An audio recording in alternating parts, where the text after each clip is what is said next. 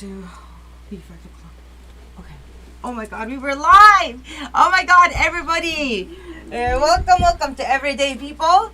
Thank you for tuning in at WJZZ Cool TV. And today I have a special guest, and his name is Daoud Shabazz. And everybody, we're gonna have a beautiful day today, and you're gonna learn about new things. And make sure you stay tuned. And thank you for the support. Yalla Shabazz. Daoud Shabazz. I'm glad to be here. Well, thank you so much for accepting the invitation to come out here to display your beautiful art.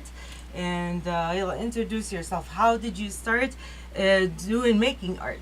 When did you start? Well, Daoud Shabazz art here.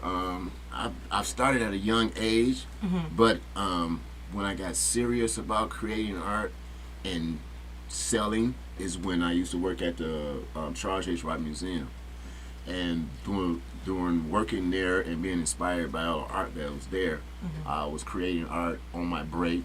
And then one day the president of the museum happened to come downstairs and walk past my office as the door was open and seen my art and had to do a double take back and ask whose art it was. Yes. So I mentioned it was mine. And so you took the opportunity. Yeah. So it was like an opportunity that came to you, and it just like opened up a whole new door for you. Yes, it did. It was a blessing because when she seen my art, she decided right then that she was going to present my art into the museum, into a show. So that was exciting. And How long were inspiring. you working at the museum? I was working there for about 4 years. 4 years? Yeah. And after 4 years, you approached the president approached you. Yes. So they never like seen that. She never seen me knowing that I was an artist. That's what she was surprised. She was like, "Wow!" By me being a family of the workers that's in the museum, she said, "We have an artist in the family." And I was inspired. I said, "Wow!" In the family, in like the family, you're like a part of the team and everything. Yeah, That's beautiful. Yes, and she said, "Daoud, we're gonna present your art into the museum with a show that's coming." Is it still in the museum now? No, that was back year 2000. Oh, back in 2000. Yeah. So why did they take it out? That was over 20. But at the time, it was an exhibit. It was a group exhibit in the multipurpose room. Yes. And then that's when I happened to get into that group of showing art with the other artists that was there, and that's the opportunity and the blessing to be presented with other great artists. Definitely. Yeah. Definitely. Did you feel like you learned more? Did you, I know you brought something to the table, but whatever they were offering, did you learn about that as well? Like what they were doing? Because I know, did you learn about their different techniques? Do you guys share in the community, what type of things you use to make your art better? Yes, that's when you could begin to start learning about the archival and materials that you want to present your art on.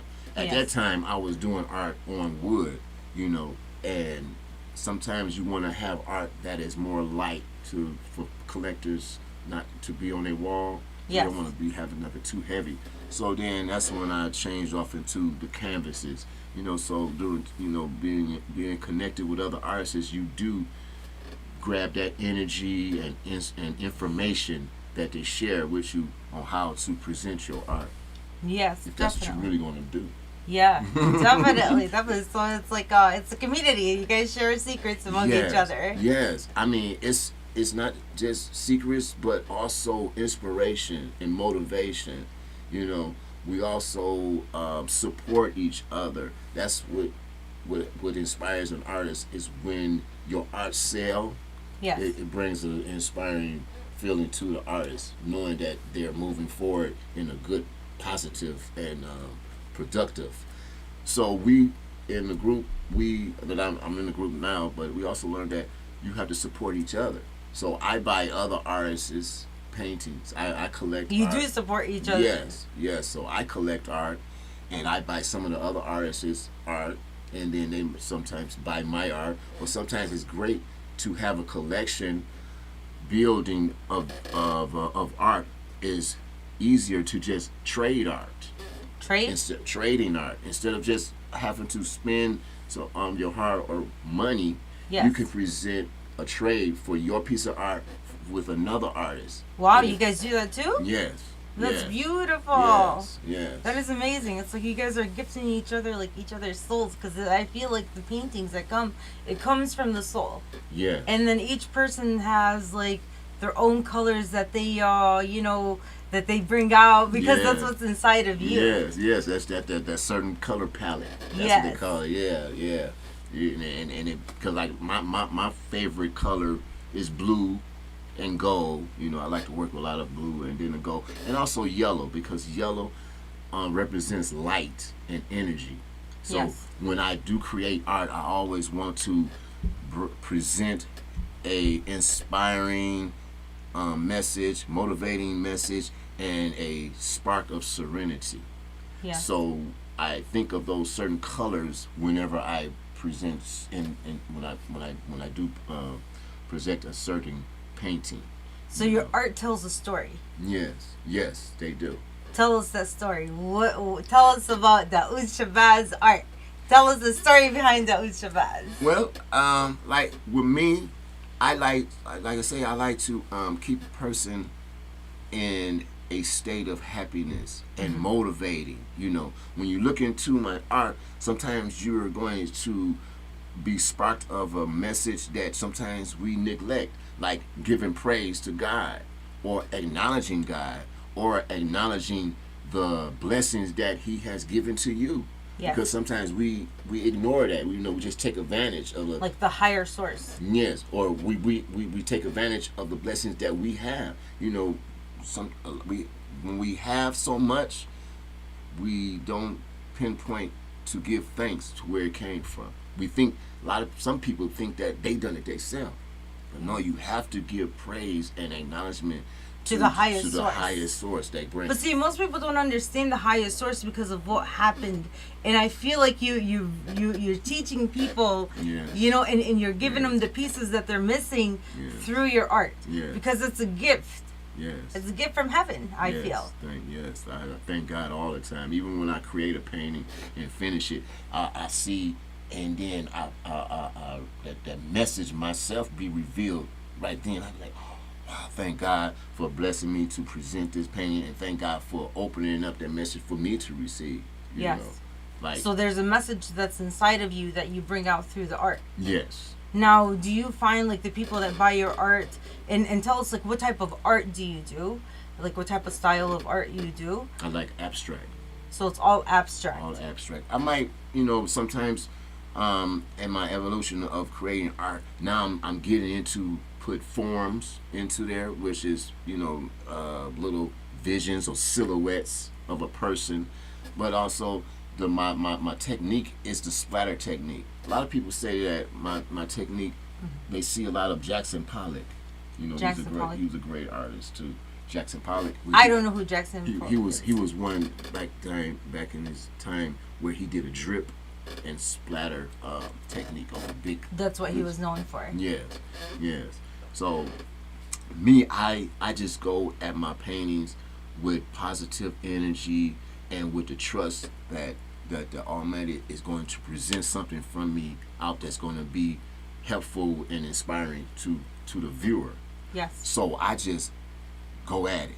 I go at it sometimes, just grab colors and just, and then I sit back and let it set for a minute, and then I'm still visualing, and then the energy becomes, I say, oh, okay. So then I might throw another color, you know what I'm saying, and then make some little shapes or stuff, and then I'm constantly turning sometimes when I'm turning, and then I start seeing a vision, and I say, okay, I'm focusing on that one. Like for instance, this one here. What is it called? This one here is called Magnetized. Magnetized. Beautiful painting. And as you see, it shows elements of motivation and inspiration being drawn to the individual.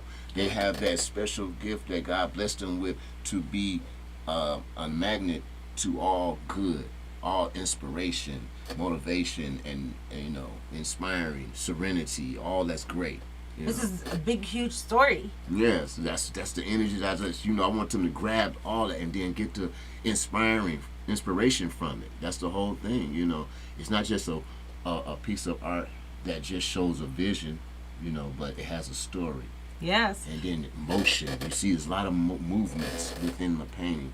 So action, you know. I love the colors. Thank you. Like I say, blue is my favorite. You put like everything together. Thank you. Did you like visualize this? Like the images, like they come to your mind? Sometimes, but like I said, a lot of times I just go freestyle. Freestyle. And wow. Boom, they come. And it just comes out. Yes, I'd be like, oh my God, God is great. I mean, it's so much knowledge out here that He shares with us, a little bit to share with others. So I'd be amazed each time. Every time I create a painting, I'd be amazed. Yes. You know, I wanted to talk about, because we talked about this before, about like archives, like having your paintings archived. Archival, yeah, archivable. Yeah, archival materials. That's what you always want to look to have and invest in. You know, the proper archival canvas or the proper archival masonite. Masonite is a good archival material because you want to have archival materials because art is meant to last a lifetime. It's a generational wealth. Yes. Art is supposed to last so that it will make it to your grandchildren so that they can be able one day to take it to an auction and maybe open up a business from that funds. Yes. But as long as you have archival materials, it will last then. If you have some cheap materials, just some, and you don't preserve it correctly, then through time it will start peeling. And then you lose the value. You're actually teaching other artists about this and people who are starting into art. This is like valuable information to know, because they're gonna have to learn about this eventually. That's true. When they get into the platform or into the industry of art, and right, the seriousness and the serious, yeah. That's because that's what it becomes serious about art. Everybody. God blesses everybody with some type of creativity, no matter what it is. Everyone has a 8 billion. Yes. Yes. Always has some type of creativity. That's so it's about when you tap in or experiment, and then it becomes experience, and then you find out that, wow, I have a talent. And then now if that's become your passion, then you're going to become serious about it and then invest your time into it and then start practicing more of your technique. And always try to find, each artist must always try to find their own unique technique. I feel like people have fear knowing who they are. But what's your advice to those people to tap into their talent? That's what I'm saying. That's where the experiment comes. Experiment. Do some experimenting with things. You are creative. Yes. And don't hold yourself back. Start being you. Of course, Picasso and all them are their own unique artists. So you have to be your own. So experiment with certain mediums or different things, and then once you experiment with those different mediums, then you will see something popping like, oh wow, this does work. So then now it becomes an experience. Now you experience with that experiment that you've done. Now that you've seen the experience and the experiment coming together, now you find out and you get that confidence. Yes. That I am an artist. Yes. I'm an artist. Look at this. Yes. Okay. Now I'm going. Yes, we can. So you got to believe in yourself. Yes. You got this. You have to get at it, and then let your eyes and spirit start feeling and seeing it. And once you see it and feel it, you will be inspired. Yes. And another question that I have for you: the art you create, is it from your personal experiences? Like, say it again. Like the art that you create. Is it from your own experiences? Well, yes.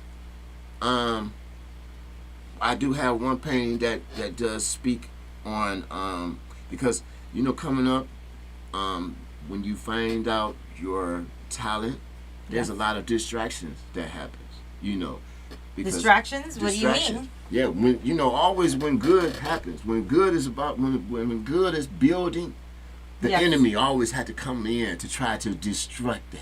Okay. No matter how it is, it might be but from a person or any way that it come with some kind of distraction to you to discourage your spirit from what You're meant moving. to do. Yes. So in time, in my challenge of creating art, I have little problems in my life and in my journey where I went to jail or however. Then I thank God I got out and then boom. But those are distractions that will take you away from your focus. Yes, from the focus. Yeah. So that, like I say, I have the one painting here. Whereas when you Yellow, let's show it. You want to show it? Yeah. And then we can come back to these. Okay. Yellow. And then I just move these back. You want to move it back? And then I just hold it in my hand. Okay, and I'll help you. And then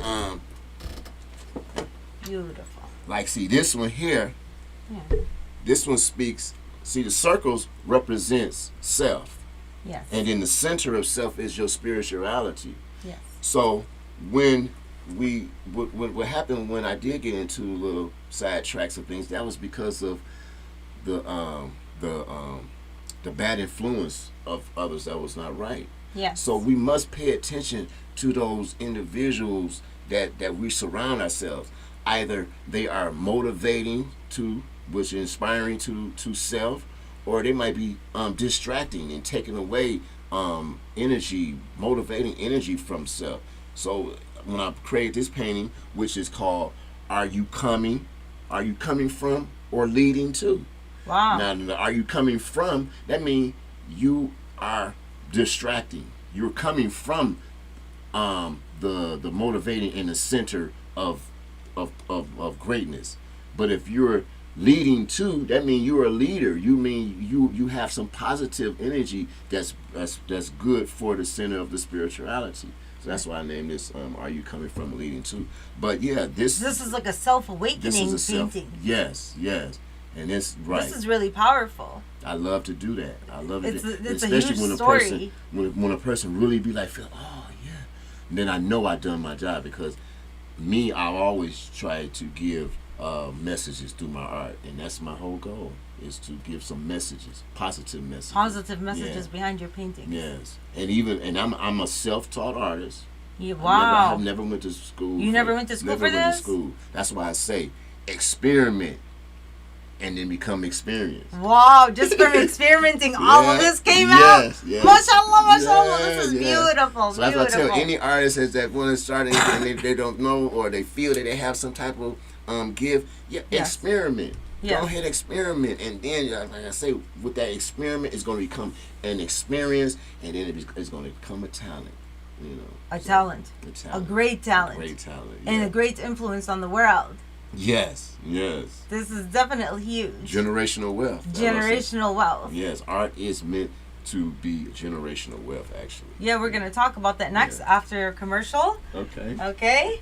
Yalla, you are watching Everyday People live streaming on Facebook, YouTube, Twitch, Twitter, and other social media platforms. Make sure you like, follow, share, comment, and subscribe. Thank you for watching WJZZ. Cool TV, the coolest station in the world. And to support and sponsor this show, don't forget to hit the Cash App. And thank you very much. Capital J 112233, capital W.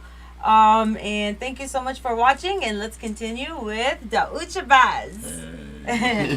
All right, Mr. Daoud. So, Yellow, let's talk about investments. Yes. Art investments. Yes. A lot of people don't know about this. That is like I say, art is a generational wealth. So, we all work hard for our money. Yes. So we should have something that shows for our money.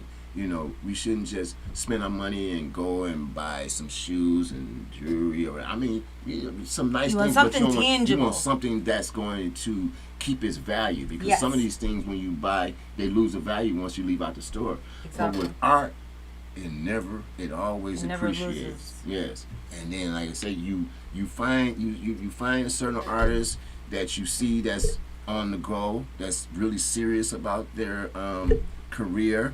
And you try to invest into buying art. You don't have to try to spend the thousands of dollars. There's art that you can buy for like a couple $100, Sure. and then that couple $100 within maybe 10 years, of course, it's going to increase in value. Increases in value. And you never know how, especially how far that artist may be within 10 years. His paintings might go up to 20,000 just that fast. So True. that's the thing of investing in art, because And once it goes up to that price, does it stay at that price like forever? It doesn't. Right. It's going to keep going up. It's not going to go down. You know, it's all about the collectors too. Is it because it's like the only piece? Is that why the value, or? Well, actually, the history of that artist. So the history plays a big role in making it a collectible. Yes. And the pricing of it. Yes. And presenting yourself. You just can't. We have a phone call. You just can't buy art. Have art and not present it. You know, you have to always be trying to submit into galleries or shows, and then that adds up the views of that person as far as the artist. You know, his name. You say, oh, he's been exhibiting here at the Charles H. Wright, at the Car Center or the DIA. But once you get into all of that, then that's on that CV's. They call it the CVC. Yeah. So that's how you get your name known. Yes. By being in different exhibits. Yes. Wow, you're teaching a lot. This is a lot of valuable information. And thank you. Yeah. Because, but definitely art is like a form of currency. Yes. It's currency. It literally is. But it's not something new, you know? It's not something new, but now it's new to most people because people want to do this now. Yes. In this time being, right? Yes. So, do you know which art should? How do you know which art to invest in?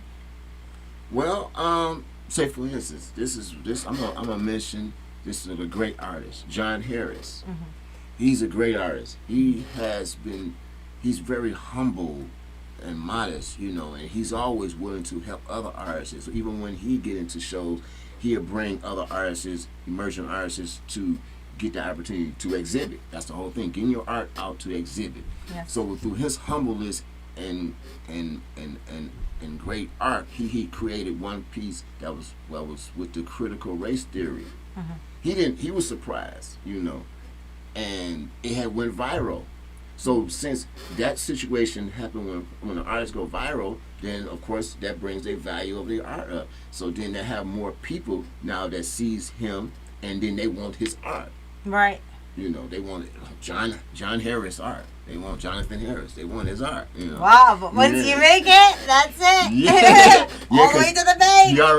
He already said his older prices are his old, you know, his older prices are new. You know, he have newer prices now. It's the older prices is not going on now, which was in the hundreds. But now his art is in the thousands. Yeah. Wow. He's a great artist. I had to give it to him, John. Yalla, you're next. Dawood Shabazz is next. Yes. I keep myself humble, you know, and I will say that even when an artist, okay, when you get into the business of art, you know you have created great art, but like I say, you always have to present yourself, get into exhibits and all like that.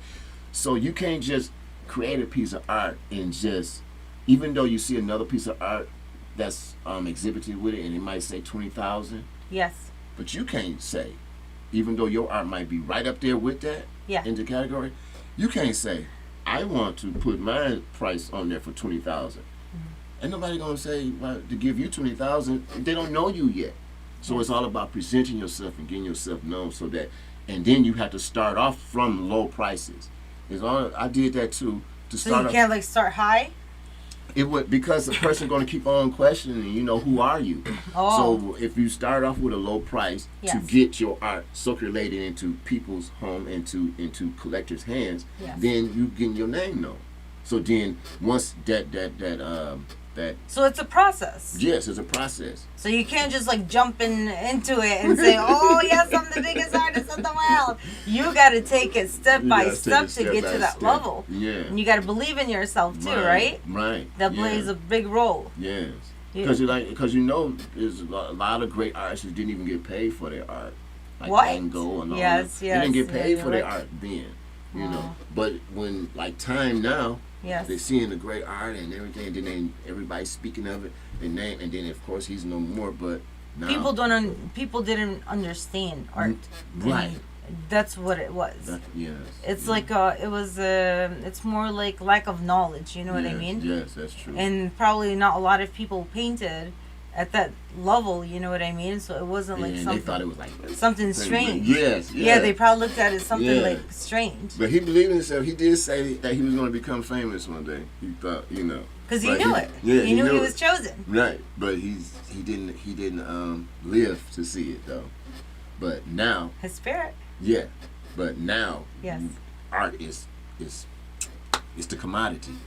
It's the the money. commodity. That's where the And money is. Yes, and now, like I say, everyone is creative.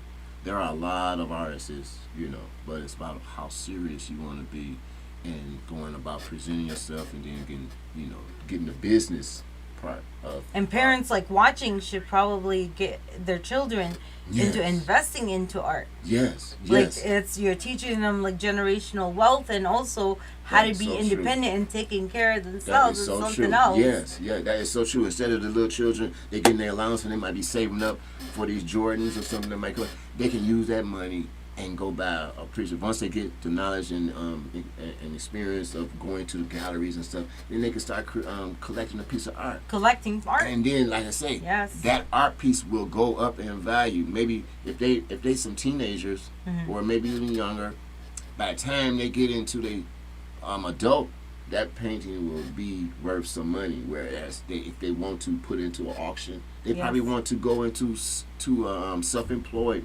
business. Yes. You can start from that painting. It's an example. Bill Cosby, they said that when he was knocked up, that his money had got cut off, from all the royalties, higher. Yes.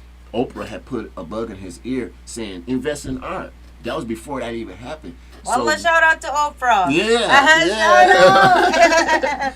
Well, she taught him a valuable lesson which helped him. Yeah. And she didn't know, and he didn't know, and it came. And it came right when his money. Like, wow, I got my paintings in the storage. Right. So he was able to. He only bought them for a few thousands each.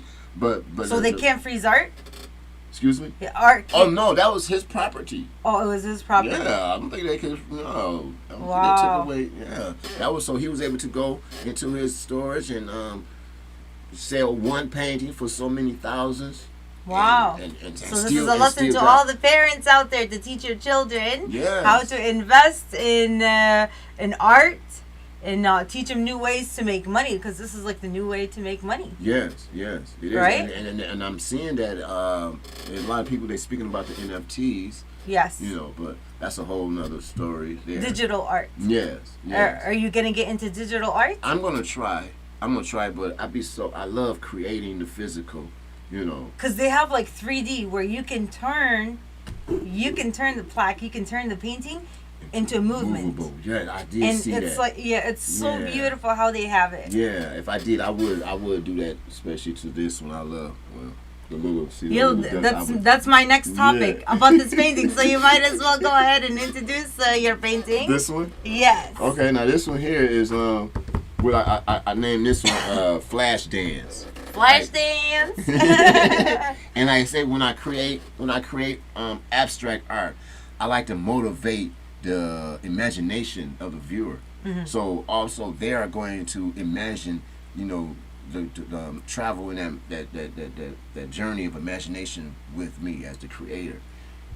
Now this one here is called Flash Dance, and like in the scene of Flash Dance where they was sitting, the lady or the person was on a chair and the water was coming down, however the hair. So that's what it is right here, the little chair, and it is a little young figure, a little young girl figure that's just expressing herself in the position of the Flash Dance. That I had seen that, like I say, when I create, I didn't know I was going, but I had started seeing this, and then that's when I said, yeah. So I started bringing in more 3D to those certain forms that I had seen, and then I came over with the name Flash Dance because I started highlighting the chair.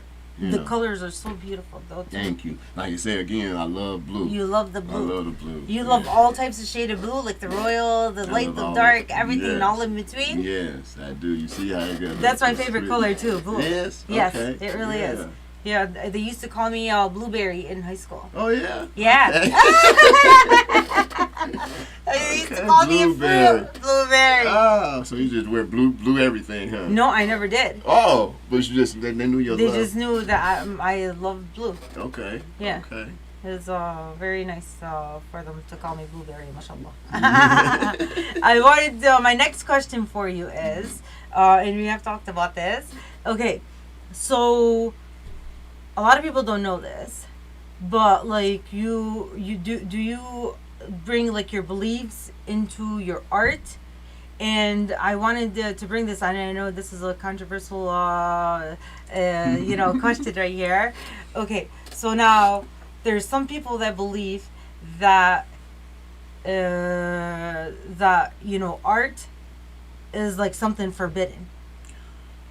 Well, certain art, and then as far as your way of being brought up, and then you have your parents that presses these certain stories on you that just keep you scared, like the boy that cried wolf, all the things, you tell you a little story, but it'd be a message.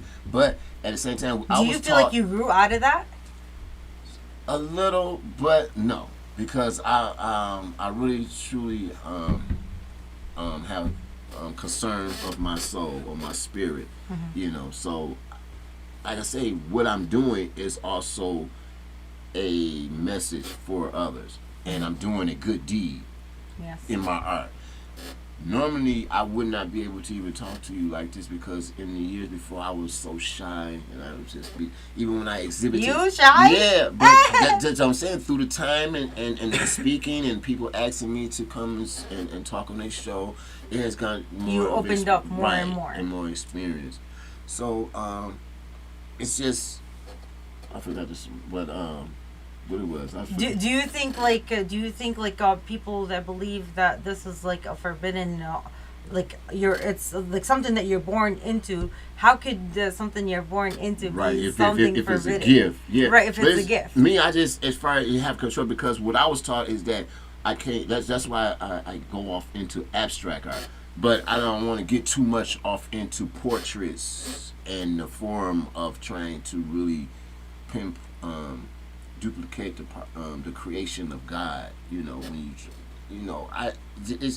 it's just my but everybody else has their own belief and motivations towards that. But me, I just stay clear from too much of pinpoint photographs, or like for this is one painting, if I can. Yes. This one here, can you see it on there, can't you? Yes. And then perfect. I see this one. I Martin Luther King. Yes, I started doing little forms, but it's not so much of a realism, because you can see some art where it be so real, where it look just like a picture, you'd be like, well, is that the person right there? But it's a painting.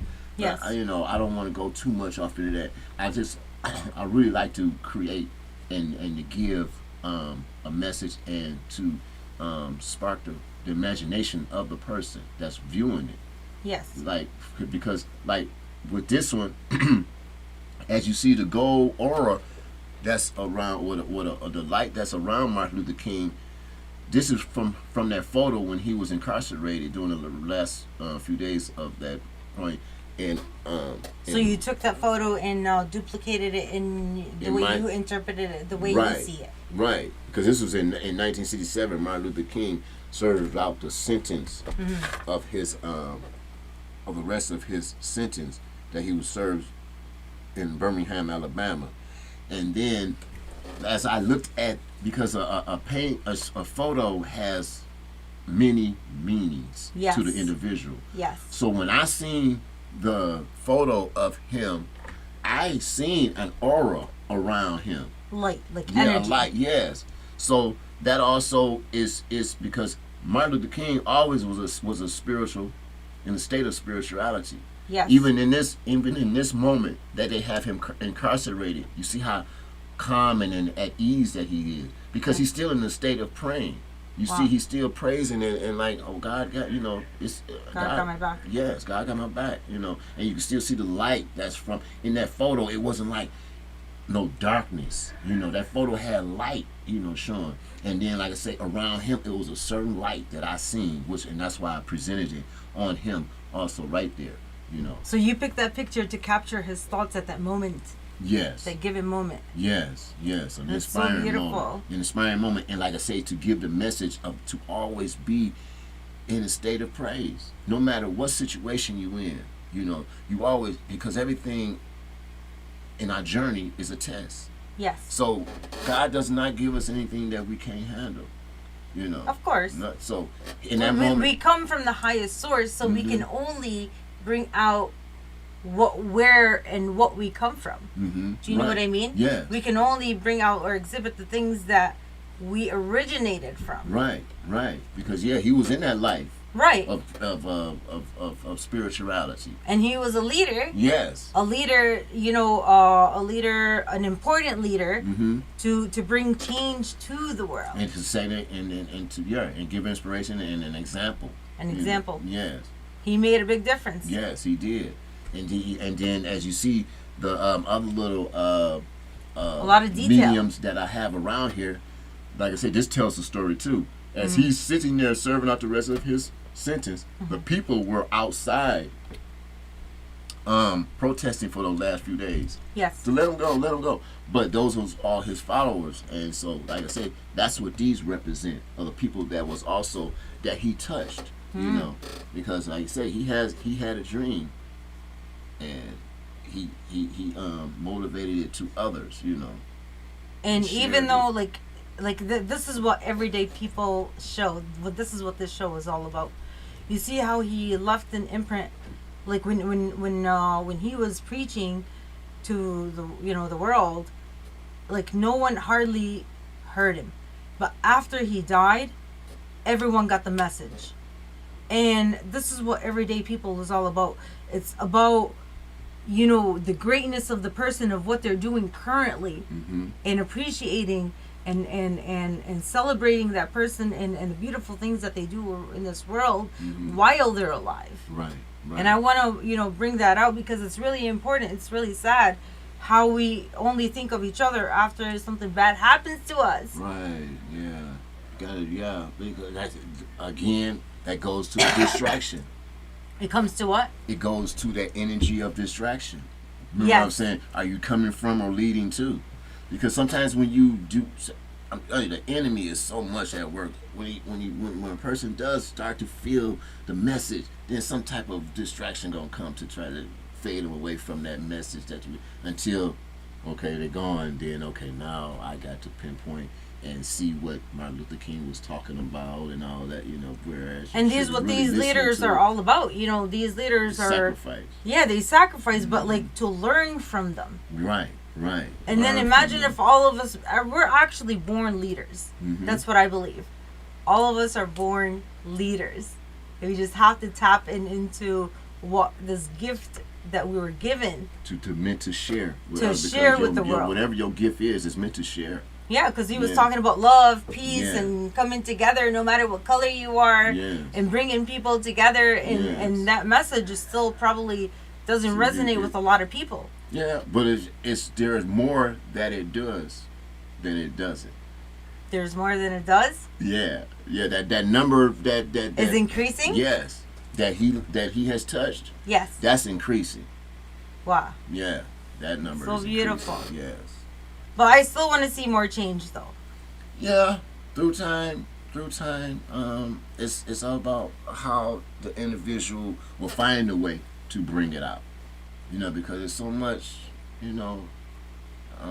agenda that they try to keep you from even sharing anything. Now they try to put a stigma on how you will share this, because how you might have a strong message and it goes on. And you might put it on Instagram or Facebook, and then now you see how they're taking it down. Some people experience that. Right. But see, that's the thing that's going on now. you're trying to get a message out that's really powerful, and then you have somebody that said, "Okay, we got to take this down." No, we got to stop it before we get to so many. You know, you got somebody. You got somebody that's distracted. Somebody. But I feel like if it's meant to happen, it will happen. Yes, that's true. They can't stop. They can't stop the change. Right, that's true. I feel like no one can stop the change, and it's like, you know, we've taken all these like negative approaches all these years. Yeah. Like, imagine if we put the stuff like coming together, like focusing on coming together and knowing that we're actually one. Mm-hmm. No matter who you are, what color you are, what religion you are, where you brought up from, you know, it's like time to wake up. Right. And I feel like your paintings tell that story of like, wake up. Right. Wake up. The wake up paintings. Yes. Wake up moments. The motivating paintings. Yes. You know what's so funny? I used to call myself the Martin Luther King of the Middle Easterns. Ah. Yes. And the next thing I know, I meet Daoud Shabazz with the Martin Luther King painting. Things are coming together. Yes. Now, my next question to you is what advice do you have for like upcoming artists? And that's going to be after the commercial break. Okay. So now you're watching Everyday People Live, streaming on Facebook, YouTube, Twitch, Twitter, and other top social media platforms. Make sure you like, make sure you follow, share, comment, and subscribe. Thank you for watching WJZZ Cool TV, the coolest station in the world. And don't forget that you can sponsor the show. You can hit the Cash App, capital J 112233 capital W. And thank you so much for watching. And let's go back to our special guest, Daoud Shabazz. I'm happy to be here. These opportunities like this really pushes more to even. It pushes you. Pushes you to do greater things. Yes. Like more and more. Yes. It motivates you. Yes, it does. I mean, because when you're being noticed and acknowledged, that's inspiring. It really is. You know, and then you got to get more educated about the styles and techniques of different art. You know, and then perfect your style. That takes time to perfect it, and you do notice like the difference between like your old style and new style. Yes. I like I say, I love to create art that has texture. That's what draws a person in, but I also want to create a 3D effect, whereas the painting jump out.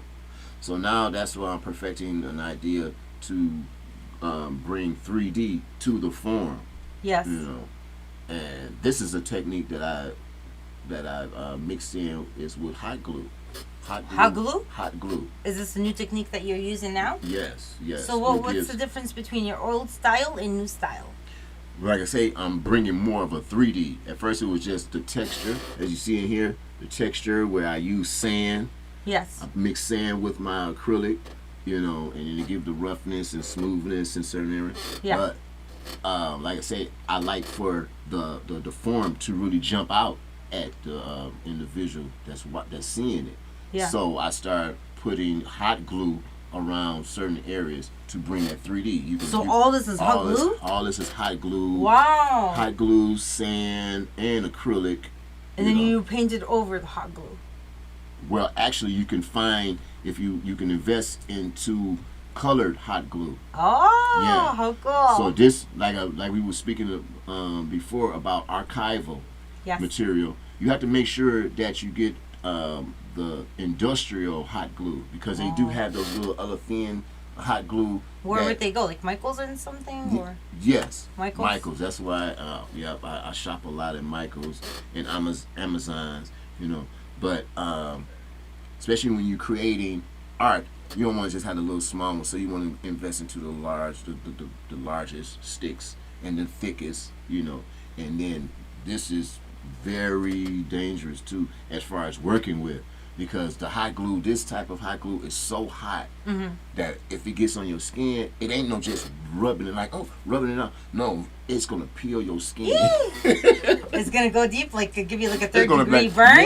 Yeah, it's gonna scar. Oh no! So that happened one time. I was like, oh god, okay, nah, I know. But don't they have like protective gloves? That's why I didn't have it on that time. Oh yeah, because I've seen those protective gloves for heat and stuff. Yes. So you gotta, prepare yourself as far as protection when you. But like I say, it takes a steady hand and knowing exactly. You gotta be like focused. Yes, being very focused. No distractions. Right. Yes.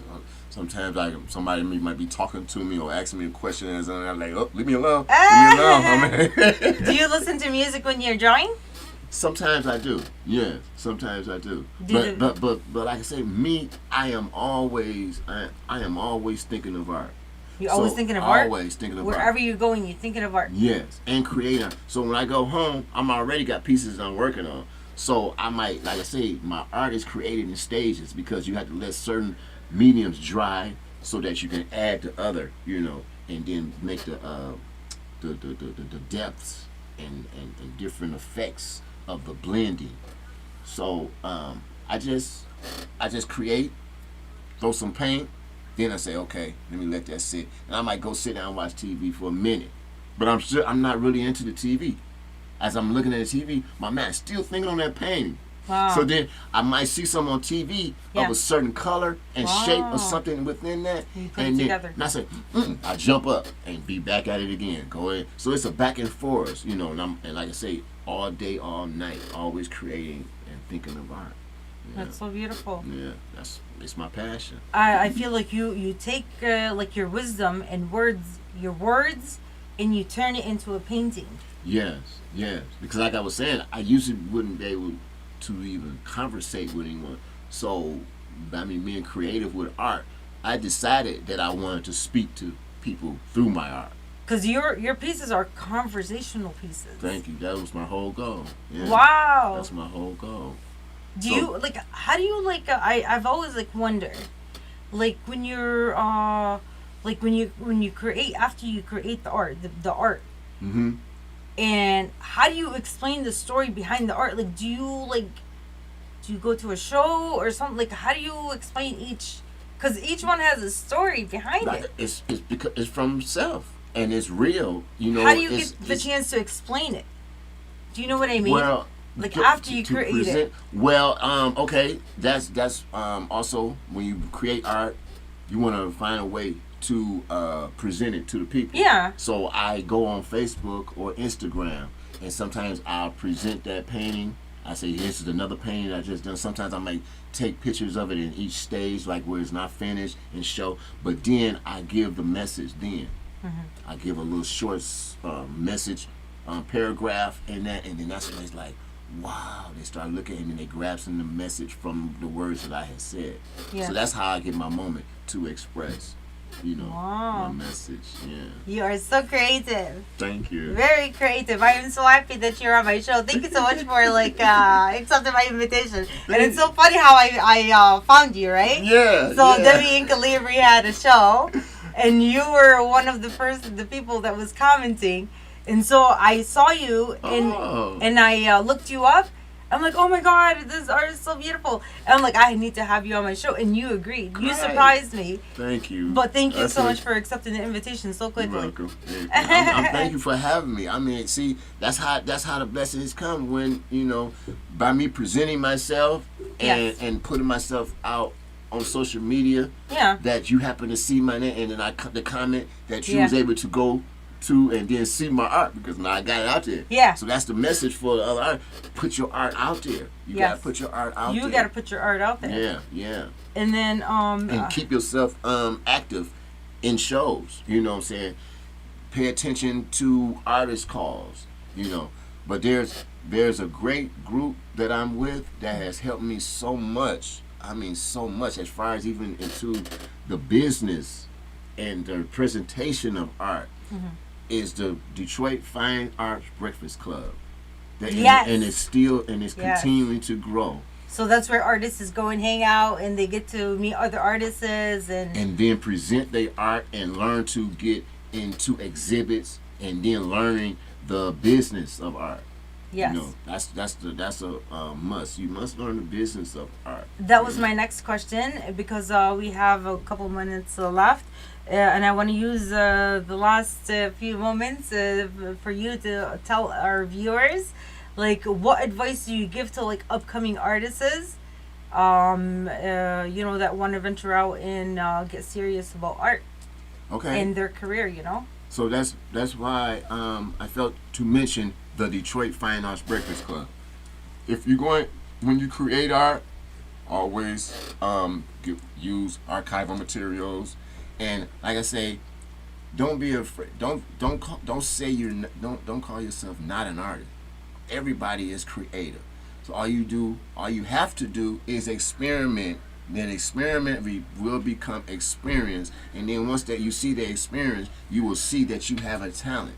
Right. And then get with the Detroit Fine Art Breakfast Club because it's still growing.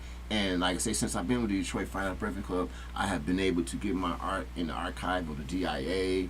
I have been in international exhibits, but every a lot of organizations always when they give shows, they come for the Detroit Fine Arts Breakfast Club first. They'll ask the artist, they'll ask the person of the group, which is Henry Harper or Harold Braggs, to present this show to your artists of the Detroit Fine Art Breakfast Club. It's like the home of all artists. Yes, it's becoming the home of all artists here in Detroit. But it's not just for Detroit. We have artists all over, like Jordan, Africa. Jordan? Yes. Wow. Jordan. We have Armuto, Janara, artist. Armuto, she's from Jordan.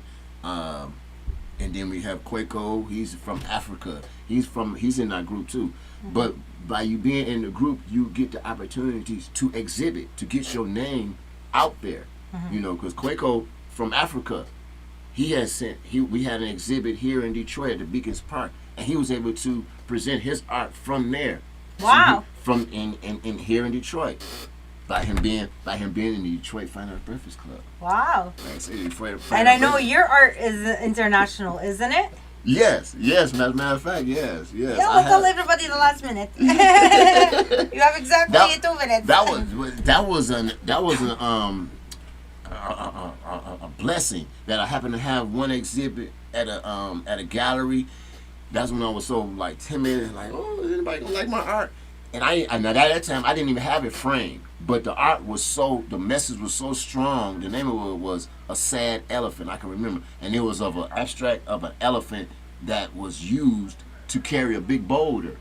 Had to use them to carry things around, and that's what it was in the art. It was a abstract elephant with a big boulder. He carrying it, but he's still seeing the sadness of him having to carry it. So it was someone that came from Europe at that show. Came to hear the songs of